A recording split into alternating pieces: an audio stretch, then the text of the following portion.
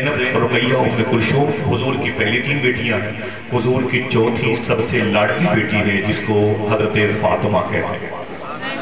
محبت سے بولیں، اگر ان کے بیٹوں سے محبت ہوگی، یہ انہی کے بیٹے ہیں خواجہ کڑکتلال صاحب، یہ انہی کے بیٹے ہیں جن کو غریب نواز کہتے ہیں، یہ انہی کے بیٹے ہیں جن کو سرکار میر عبدالواحد بلگرامی کہتے ہیں، یہ انہی کے بیٹے ہیں جن کو سرکار مسولی سرکار وارث پاک کہتے ہیں، یہ انہی کے بیٹے ہیں جن کو سرکار مدار پاک کہتے ہیں، یہ انہی کے بیٹے ہیں جن کو سرکار غوث اعظم کہتے ہیں۔ بیٹوں کا نام سن کے تڑپتے ہیں تو ماں کا نام سن کے تو آپ کو اور خوش ہونا چاہیے۔ مخدومہ فاطمہ پیدا ہوئی تو ان کا نام رکھا گیا فاطمہ سیدہ بطول زہرا، ان کا نام رکھا گیا۔ حضور سے بڑی محبت کرتی تھی، حضور بھی اس سے اس قدر محبت کرتے تھے کہ میرے آقا فرماتے تھے فاطمہ بضعۃ منی، فاطمہ میرے جسم کا ٹکڑا۔ محبت سے بولو، اچھا ہاتھ اٹھا کے بتائیں کتنے لوگوں کے گھروں میں بیٹیاں ہیں؟ ماشاءاللہ جو بچے ہیں ان کے گھروں میں بیٹیاں جو بہنیں کی صورت میں ہے کہ نہیں؟ اچھا جن کے گھر میں بیٹیاں نہیں ہیں دعا کرو اللہ ان کے گھروں میں بیٹیوں کی ورود کی مسعود کی برکتیں عطا کریں، آمین کہہ دیں۔ بچیاں نہ ہوں تو گھر اچھا نہیں لگتا۔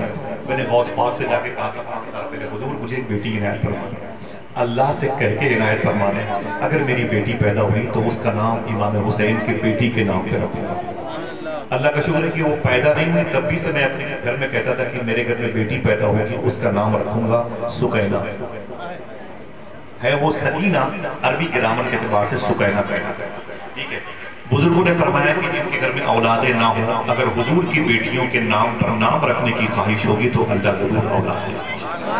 حضور کی چوتھی بیٹی ہے فاطمہ، اونچی بولے کیا نام ہے؟ نا آواز نہیں آئی آپ کی، کیا نام ہے؟ میرے آقا صلی اللہ علیہ وسلم ان سے بڑی محبت فرماتے تھے۔ ہنسنا نہیں، میں ہنسنے والا آدمی نہیں، میرے گناہ اتنے زیادہ ہیں کہ میں پریشان ہوں۔ سنیں آپ، حضور کی چوتھی بیٹی ہے فاطمہ۔ فاطمہ حضور سے کتنی محبت کرتی تھی اور حضور کی باتوں کو اپنے گھر میں کس قدر غور سے سنتی تھی۔ ایک مرتبہ مخدومہ فاطمہ 5 یا 6 سال کی تھی، اپنے گھر سے نکلی۔ جب گھر سے نکلی تو سامنے ابو جہل آ گیا۔ ابو جہل اس شخص کا نام ہے جس نے حضور کو بڑی تکلیف پہنچائی، جس نے حضور کی روح کو تکلیف پہنچائی، حضور کے جسم کو تکلیف پہنچائی، حضور کے ہمنوا کی مصاحبین کو تکلیف پہنچائی۔ ابو جہل نے کہا تعال فاطمہ ادھر ادھر۔ حضور کی بیٹی مخدومہ فاطمہ قریب چلی گئی۔ فرمایا کیا بات ہے ابو جہل؟ تو ابو جہل نے کہا اے فاطمہ یہ بتا خدا کتنے ہیں، خدا کی تعداد کتنی ہے؟ مخدومہ فاطمہ کے جواب کو سن کے آپ سبحان اللہ کریں۔ جیسے ابو جہل نے کہا یہ بتا خدا کتنے ہیں، خدا کی تعداد کتنی ہے، تو مخدومہ فاطمہ فرماتی ہیں میرے ابو کہتے ہیں خدا ایک ہے۔ اللہ بزرگوں کے اٹھے ہوئے ہاتھوں کی آبرو بچائے۔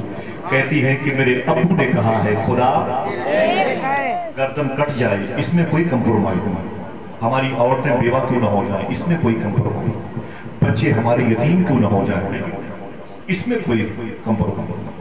ہم جان دے سکتے ہیں لیکن کسی غیر خدا کو خدا نہیں کہہ سکتے۔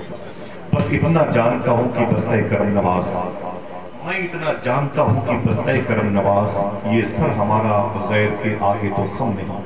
ہم نے خدا کے علاوہ کسی اور کو خدا نہیں مانا، کبھی مان بھی نہیں سکتے، چاہے ہماری زبانیں کاٹ لی جائیں، ہماری آنکھیں نکال لی جائیں۔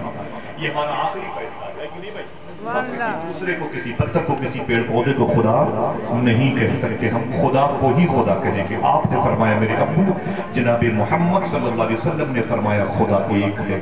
ابو جہل نے کہا نہیں خدا کئی ہے، خدا کی تعداد بہت زیادہ ہے۔ مخدومہ فاطمہ نے فرمایا اے ابو جہل نہیں تم جھوٹ بولتے ہو، میرا باپ محمد کہتا ہے خدا ایک۔ اتنا کہنا تھا، ابو جہل نے کہا تیرا باپ محمد جھوٹا ہے۔ مخدومہ فاطمہ نے فرمایا ظالم کہیں کا، میرا باپ تو وہ ہے جس کی وجہ سے اللہ نے صداقت کو پیدا کیا، جس کی وجہ سے اللہ نے سچائی کو پیدا کیا۔ اتنا سننا تھا۔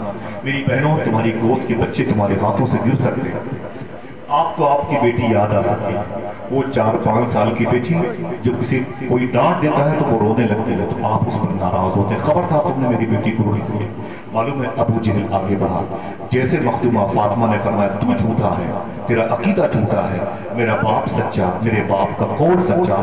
ابو جہل آگے بڑھا اور آگے بڑھ کر کے اس نے حضور کی بیٹی کو ایک تماچا مارا۔ کس بیٹی کی بات کر رہا ہے؟ آپ کی بیٹی کو کوئی گھور کے دیکھ لے تو آپ اس کی آنکھیں نکال لیتے ہیں. میں اس بیٹی کی بات کر رہا ہوں جس کے بارے میں لوگ کہتے ہیں کہ ان کے بالوں کو کبھی سورج نے نہیں دیکھا. غلط.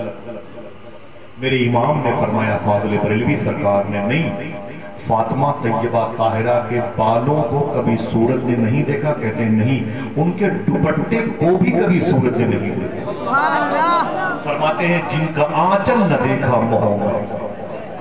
یہ شعر میرے امام کا، اس قدر حیادار تھا. سبحان اللہ. اگر تڑپنے کا وعدہ کرو بتاتا. میرے سامنے پڑوسی ملک کے کچھ مخصوص مشائخ بیٹھے تھے رات کے 2 بجے بغداد شریف میں. مجھ سے بولے سائیں بیٹھو. میں بیٹھا ہوا تھا تو کچھ بات ہو رہی تھی تو مجھ سے بولے کہ فاطمہ طیبہ کی بات کر رہے تھے. تو میں نے کہا دیکھیں میاں حضور، کوئی بھی غیر سید ان بزرگوں کے چہرے دیکھے گا، ان کے چہرے دیکھیں گے اس جملے پر. میں نے ان سے کہا یہ پیر مہر علی شاہ کے بیٹے کے خلیفہ تھے. میں نے ان کے سامنے کہا کوئی بھی غیر سید مخدومہ فاطمہ طیبہ سے کتنی ہی محبت کیوں نہ کرے، وہ اس کی طرف توجہ نہیں کرتی، وہ اس کی طرف توجہ نہیں کرتی ہیں. بولے کیوں سائیں؟ وہ سائیں کا ٹائٹل ہے، عالم کو بولتے ہیں. کیوں بابا، کیوں بھائی؟ تو میں نے کہا اس لیے، دیکھنا جملے کتنے لوگ سمجھتے ہیں. وہ کھڑے ہو گئے تھے میرے اس جملے پر. میں نے کہا اس لیے کہ مخدومہ فاطمہ اپنی توجہ کو بھی اپنی حیا کے دائرے میں رکھتی ہے. نعرہ تکبیر، نعرہ رسالت، عظمت مخدومہ کائنات. مخدومہ فاطمہ اپنی توجہ کو بھی اپنی حیا کے دائرے میں. پھر بولے وہ کھڑے ہو گئے رات کے 2 بجے اپنے کمرے میں کھڑے ہو گئے. بولے تم نے کیا بات کر دی؟ میں نے کہا ہاں، لیکن اگر کوئی بہت زیادہ ان سے محبت کرتا ہے غیر سید تو اسے شیخ عبد القادر جیلانی کے حوالے کر دیا. میری بہنوں، تمہاری گود کے بچے بیٹھے ہیں مخدومہ فاطمہ کی بات سننے کے لیے. حضور کا فرمان یاد رہے، ان نکاح من سنتی. ابو جہل نے ایک تماچا مارا تھا. بات ہنسنے کی نہیں، بات مسکرانے کی نہیں. یہ عمر شریف کے ڈرامے نہیں ہے. خدا کی قسم اس شہزادی کو تماچے مارے گئے جن کے دوپٹے کو کبھی سورج نہیں دیکھا، جن کا آنچل نہ دیکھا محوں میں. تماچے اس ظالم کے انگلیوں کے نشان کے چہرے نور پر پڑے. حضور کی بیٹی چیختی ہوئی اپنے گھر میں آ گئی. روایتیں 2 ہو گئی. ایک روایت تو یہ ہے کہ حضور نے اپنی بیٹی کو گود میں اٹھا لیا. فرمایا فاطمہ تو روتی کیوں؟ فرمایا کہ مجھے ابو جہل نے مارا اور میرے چہرے پر تماچے سے مارا. تو میرے آقا نے اپنی بیٹی کو سینے سے لگا کے فرمایا فاطمہ صبر کرو، فاطمہ صبر کرو. ایک دن نہ ابو جہل باقی رہے گا، نہ ابو جہلی باقی رہیں گے. اگر باقی رہے گا تو تمہارے باپ محمد کا نام باقی رہے گا. اور دیکھ لیجئے گا بڑی بڑی حکومتیں آتی اور جاتی رہتی ہیں لیکن نام محمد کبھی مٹے گا نہیں انشاءاللہ. انشاءاللہ کہتا ہے. یہ کوئی سلیلہ کا لٹو تھوڑی ہے ہاں اسے ہضم کر لیا جائے. اذانوں کی آوازیں کم کرائی جا سکتی ہیں لیکن خدا کے نام پر ہم رہے زمین پر نہ رہے، ہماری اولادیں زمین پر رہے نہ رہے، لیکن خدا کی قسم یہ زمین اس وقت تک بھوکی رہے گی جب تک اس کے جسم پر اللہ کے نام کے علم نصب نہ ہو. نام خدا کے علم بلند رہیں گے. معلوم ہے حضور نے کیا کہا؟ اے فاطمہ صبر کرو. ایک روایت تو یہ ہے، ایک روایت یہ ہے حضور نے فرمایا میری بیٹی فاطمہ تجھے ابو جہل نے مارا ہے. میری بہنوں سنو، حضور فرماتے ہیں کہ اے فاطمہ چلی جا اسی انداز میں ابو سفیان کے پاس. جناب ابو سفیان کے پاس اسی انداز میں چلی اور جا کے بتا دے کہ مجھے ابو جہل نے تماچے مارے. حضور کی بیٹی اپنے گھر سے ابو سفیان کے گھر میں گئی. ابو سفیان اپنے خاندان کے دگج آدمی تھے، وہ دمدار آدمی تھے. حضور کی بیٹی ان کے پاس گئی. بولے روتی کیوں ہے محمد کی بیٹی؟ تو جناب فاطمہ نے فرمایا تھا مجھے ابو جہل نے تماچے مارے ہیں. جناب ابو سفیان نے فرمایا چل شہزادی چل میرے ساتھ. ابو جہل کدھر ہے؟ فرمایا کعبے کے آنگن میں جہاں لوگ طواف کرتے ہیں اس کو مطاف کہتے ہیں، وہیں پر وہ بیٹھا ہوا اپنے حواریوں کے ساتھ ڈینگے مار رہا ہے.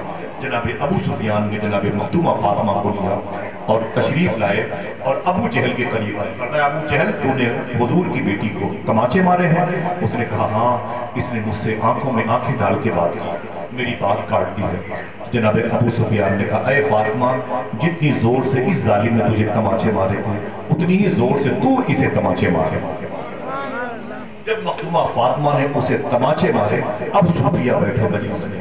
جناب حضرت ابو سفیان کو ایمان کس بیس پر ملا؟ پتہ چلا کہ مخدومہ کائنات کی محبت کی بنی. समझ गया। अब आइए बात करते हैं, यही बेटी बड़ी हो गई है। हुजूर की दोनों बेटियों की शादी हुई थी, जनाब हारिस जनाब उस्मान गनी के साथ। उस्मान गनी के निकाह में जो हुजूर की एक बेटी थी